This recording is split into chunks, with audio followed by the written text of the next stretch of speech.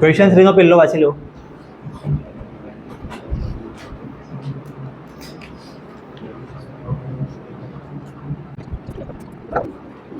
Question વાંચ્યું છે ને,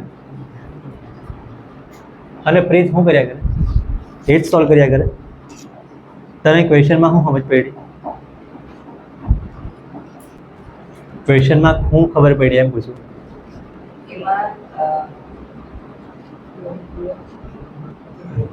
બે નંબર છે પર એ આપેલા નથી. એનો 26 છે. એનો ડિફરન્સ 26 છે ને, બે નંબર છે આપેલા નહીં મળે. એ નંબર એકચ્યુઅલી આપણે ફાઇન્ડ કરવાના છે. એનો ડિફરન્સ 26 છે. એ જે છે તે તેનો x - y આવે. હા, ઇક્વેશન x - y. ડિફરન્સ એટલે માઇનસ કરવાનો. પહેલો નંબર x હોય, બીજો નંબર y હોય તો x - y કરવા પડે. પછી વન નંબર એ 3 ટાઈમ એટલે એક નંબર છે એનો ડિફરન્સ 3 ટાઈમ. એક નંબરનું ટ્રિપલ એટલે 3 થી મલ્ટીપ્લાય કરે ને તો બીજો નંબર આવશે. વીર હું ખબર પડી? એ જ ખબર પડી છે ને. હવે મેં તને અલગથી સવાલ નહીં પૂછું. જો આ અમે કરાવી દેમ. આમાં મેં છે ને તે નંબર આપણે એઝ્યુમ કરવા પડે છે. લાર્જ નંબર એવી રીતના લખો, મોટો નંબર ને નાનો નંબર છે ને એવું એઝ્યુમ કરવા પડે છે. લાર્જ નંબર x ને સ્મોલ નંબર y. જો હું કેમ લખ્યું ખબર? ડિફરન્સ 26 છે ને, તો ડિફરન્સ 26 ને આપણે લખવું કેવી રીતના? x - y કરવું, y - x ને થાય. x - y કરે તો 26 કેવી રીતે આવે? મોટો નંબર છે ને, આવ્યા મોટો નંબર માઇનસ નાનો નંબર. વીર ઉપર બી જોઈ લે, એ તમને એમ જ બેહાડો. મોટો નંબર માઇનસ નાનો નંબર. જો તમે નાનો નંબર પહેલા લખો ને તો પછી આ ડિફરન્સ માઇનસમાં કઈ લાગે? એટલે આ મોટો નંબર માંથી નાનો નંબર માઇનસ કરે તો જ આવો કોઈક નંબર આવશે. અને બીજું શું લખેલું છે? 3 ટાઈમ્સ એવું કંઈ લખેલું છે ને, એટલે મેં એમાં છે ને આવી રીતે લખું, large number is equal to 3 into small number.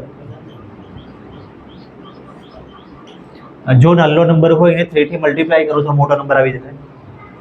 આવી રીતે ચાલે ને તો જ આવશે ને. નાના નંબરથી મલ્ટીપ્લાય કરવા પડશે. હવે લાર્જ નંબર કયો રાખેલો છે અહીંયા? x is equal to 3. Small number એટલે y. તો બસ આ બે ઇક્વેશન આવી ગયા. તો હવે પહેલા જેવું બધું કર્યું ને એવું તમારે કરવા પડશે. x ની વેલ્યુ બનાવવાની ને આમાં મૂકવાની. x ની વેલ્યુ જો ને અહીંયા બદલી જ છે. x is equal to 3y. આયરવા x equal to 3y પહેલેથી બદલું જ છે. તો ડાયરેક્ટ આપણે આયરવા જ આમાં મૂકી દઈએ તો થઈ જાય. એટલે હવે આ બંનેને મળાવીને લખવાનું. x - y પણ x ના બદલે ત્યાં જે લખ્યું છે એ લખવાનું 3y. બાકી આયરવા -y બી એમ જ ને 26 બી એમ જ. શું ચાલો હવે આગળ શું થાય?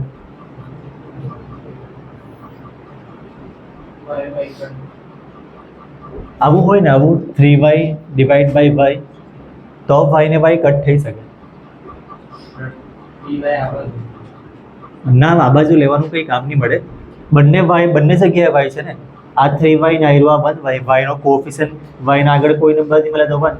તો 3y - 1y કરે 2y આવશે. 2y is equal to 26. અને y ની વેલ્યુ 13. 26 ડિવાઈડ 2 કરવા પડે. 13 આવી છે. હવે આ y ની વેલ્યુ આપણે આમાં મૂકવું. આ બંનેથી આગળ શું આવશે? x ઇક્વલ ટુ કેટલા લખવાના? 3y છે ને, y ના બદલે શું લખવાનું? આયરવા. તો કેટલા આવશે? 3 ને 13 નું મલ્ટીપ્લાય કેટલું આવે?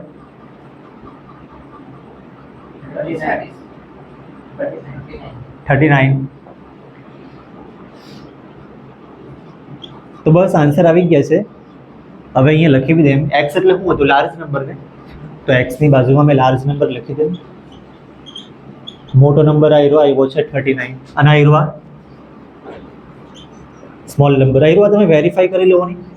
અહીંયા લખેલો ડિફરન્સ 26. આ બે નંબરમાં 26 નો ડિફરન્સ છે. 13 ને 39. 26નો ડિફરન્સ છે ને એમાં, અને આમાંથી આ માઇનસ કરે 26 આવી જાય. અને બીજું લખેલું હતું 3 ટાઈમ્સ, આવું બી લખેલું હતું ને, તો 3 ટાઈમ્સ છે ને, આને 3 થી મલ્ટીપ્લાય કરે તો આવી જાય, એટલે 3 ટાઈમ બી છે, આ વેરીફાઈ બી થઈ ગયું છે. લખી લો. તમે સવાલ વાંચ્યો છે ને બરાબર, ક્વેશ્ચન 3 નો પહેલો, એમાં લખ્યું છે ડિફરન્સ બિટવીન 2 નંબર 26, અને બીજું હું લખેલું છે 3 times the પહેલો નંબર બીજાના 3 ટાઈમ્સ છે, yes અને એટલે એક નંબર સપોઝ 10 હે તો બીજો 30 હે, આવું હે 3 ટાઈમ્સ હે 10 તો 30 એવી રીતે કંઈક 3 ટાઈમ્સ નંબર હે. આમાં છે ને નંબર એઝ્યુમ કરવા પડે આપણે. પહેલે લેટ લાર્જ નંબર અને સ્મોલ નંબર. આપણે આવી રીતના છે ને 2 નંબર એઝ્યુમ કરવું. પહેલો લાર્જ નંબર રાખીએ એક્સ અને આઈ રો વાય, આવી રીતે આપણે 2 નંબર એઝ્યુમ કરવું. અને પછી ડિફરન્સ 26 લખેલો છે ને,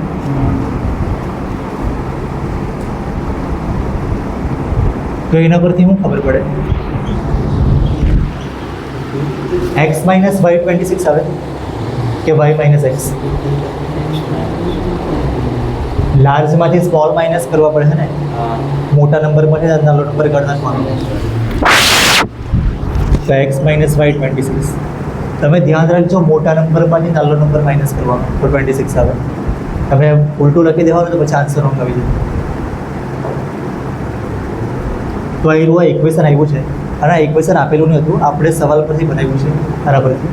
અને બીજું શું લખેલું છે 1 નંબર 3 ટાઈમ અધર.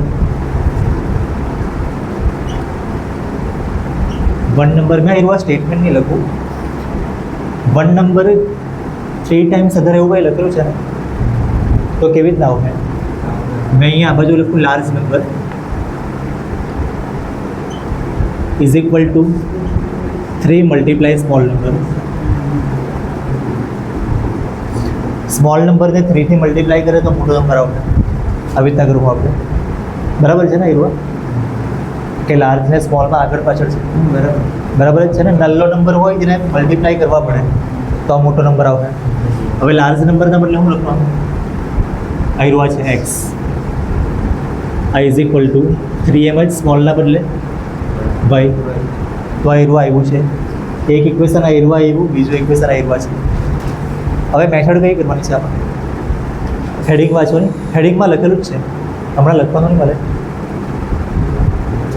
મેં તારું નામ બોલું યાર, નામ બોલું છે ને વિડીયોમાં સારું નહીં લાગે, હમણાં લખવાનું નહીં મળે. પછી મેં વારંવાર નામ બોલ્યા કરું. એક્સ ઇક્વલ ટુ આઈરવા 3y છે ને, હવે હું કરવાનું શું છે આપણે? સબસ્ટિટ્યુશન મેથડ એવું લખેલું છે ને, તો આપણે આના પરથી કોઈ વેલ્યુ બનાવીને આમાં મૂકીએ. આના પરથી એક્સની વેલ્યુ બનાવીએ. એક્સની વેલ્યુ પહેલાંથી બનેલી જ છે, એક્સ ઇક્વલ ટુ 3y આ પહેલાંથી બનેલું જ છે. તો આપણે આ જ વેલ્યુને ડાયરેક્ટ આમાં મૂકી દઉં. અહીંયા એક્સ માઇનસ 3y છે ને, તો એક્સના બદલે શું લખું? આઈરવા 3y, અને એક્સના બદલે 3y લખ્યું છે, આઈરવા બાય સેમ, અને આ 26 બે છે. હવે 3y માઇનસ y કરે તો 2y, y એટલા આઈરવા 1y છે, 3y માઇનસ 1y કરે તો 2y બચે. વેલ્યુ આપેલી છે, y ની વેલ્યુ કઈ? y ના આગળ 1 લખ્યું ને, એકચ્યુઅલી y ની વેલ્યુ નહીં મળે, y સાથે આઈરવા 1 નંબર મલ્ટીપ્લાય માં થયેલું છે. અને બાય ચાન્સ આઈરવા 7x લખેલું હોય તો એક્સની વેલ્યુ 7 નહીં મળે, એ 7 સાથે મલ્ટીપ્લાય થયું છે. તો 3y માઇનસ 1/2y આવશે, અને y is equal to 26 divide 2. 12 ક્યાં આવવાનો યાર? 13 2 ઝા 26, એટલે y ની વેલ્યુ 13 આવે. એટલે y ની વેલ્યુ 13 આવી.